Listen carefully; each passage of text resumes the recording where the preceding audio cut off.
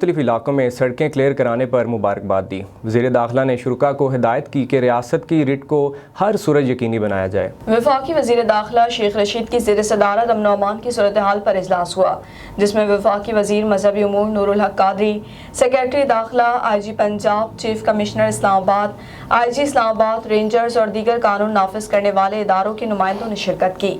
اجلاس میں آئی جی پنجاب انعام غنی اور کمشنر راولپنڈی بذریعہ ویڈیو لنک شریک ہوئے۔ اجلاس میں مذہبی جماعت کی جانب سے احتجاج کی صورتحال کا جائزہ لیا گیا۔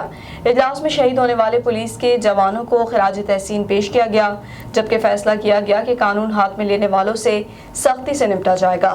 اس موقع پر شیخ رشید نے کہا کہ موٹر ویز، جی ٹی روڈ اور باقی بڑی سڑکیں ٹریفک کے لیے کلیئر کروا لی ہیں۔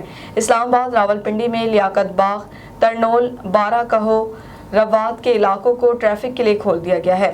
رینجرز نے پولیس اور انتظامیہ کے ساتھ مل کر بہت زبردست کام کیا ہے۔